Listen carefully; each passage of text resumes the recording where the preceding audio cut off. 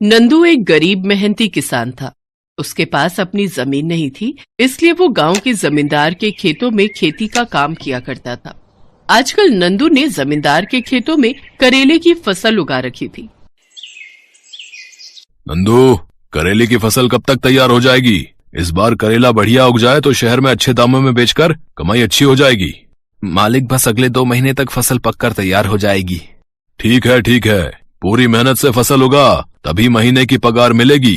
नंदू दिन रात खेत पर मेहनत करके करेले की फसल उगाता है और महीने बाद करेले की फसल पककर तैयार हो जाती है। जमींदार साहब जब ये फसल देखेंगे तो बहुत खुश होंगे। बस 1-2 दिन में जमींदार साहब को बुलाकर फसल दिखा दूंगा। नंदू खुशी खुशी घर चला जाता है और घर जाकर अपनी पत्नी सुमन को सारी बात बताता है। ये सब तुम्हारी मेहनत का फल है। तुमने करेले की फसल उगाने में बहुत मेहनत की है। सुमन, कल मुझे सुबह खेत पर जल्दी पहुंचना है, इसलिए मुझे जल्दी उठा देना। अगले दिन नंदू जब खेत पर पहुंचा तो उसने देखा उसके खेत के सारे करेले गायब थे। ये देखकर नंदू घबरा गया। हे भगवान, सारी फसल कहाँ गई? एक भी करेला नहीं बचा। करेले कौन चुरा कर ले गया?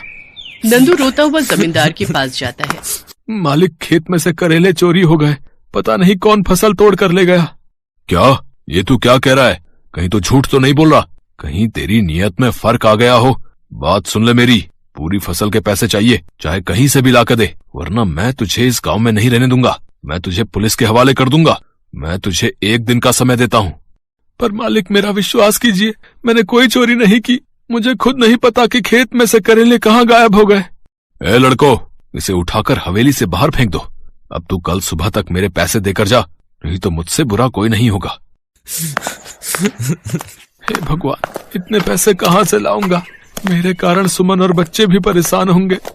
नंदू खेत पर वापस पहुंचता है और फूट फूट कर रोने लगता है।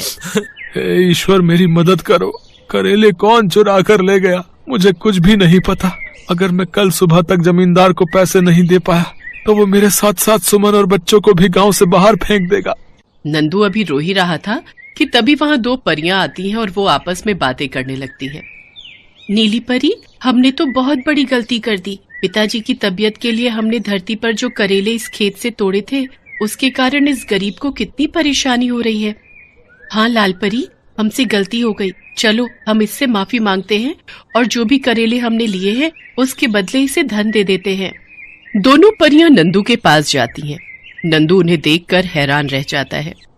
नंदू, तुम्हारे खेत से करेले हमने ही लिए थे। हमारे पिताजी को परीलोक के वैद्य जी ने करेले का जूस पीने की सलाह दी थी और करेला सिर्फ धरती पर ही उगता है, परीलोक में नहीं। इसलिए हमने तुम्हारे खेत से सारे करेले तोड़ लिए।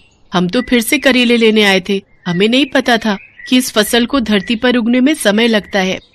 नंदू, ये लो, ये धन से भरा हुआ कलश।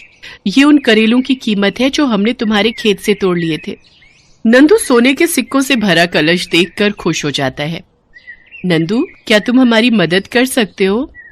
बोलिए, मैं आपकी क्या मदद कर सकता हूँ? नंदू, अब तो तुम्हारे खेत में करेले भी नहीं बचे हैं और हमारे परीलोक में करेले की फसल नहीं उगती है।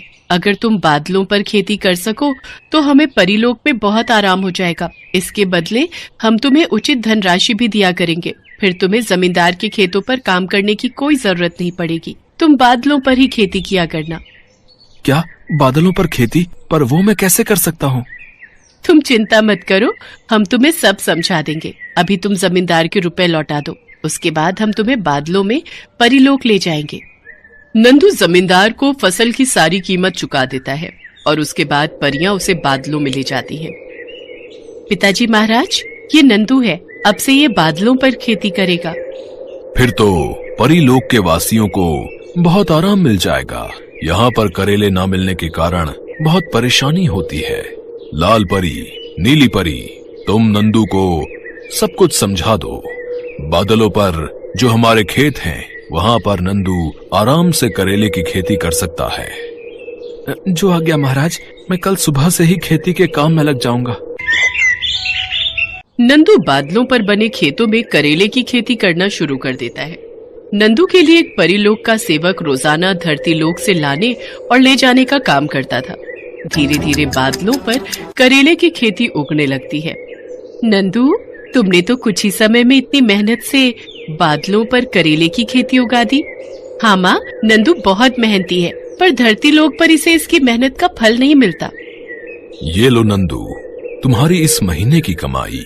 हमारे यहाँ करेले के साथ साथ और भी बहुत सी हरी सब्जियां हैं जो बादलों पर नहीं उग पाती, इसलिए करेले की फसल के साथ साथ तुम और भी सब्जियां बादलों पर उगाने का काम शुरू कर दो, जिसके लिए हम तुम्हें अच्छा धन देंगे। शुक्रिया महाराज, आप नहीं जानते आपने मुझ गरीब पर कितना बड़ा उपकार किया है। नंदू, ये तो तुम्हारी मेहनत का फल है और मेहनत का फल सदैव मीठा ही होता है। उस दिन से नंदू बादलों पर खेती करने लगा। आज उसके पास वो सब कुछ था जिसकी वो सदैव कामना किया करता था।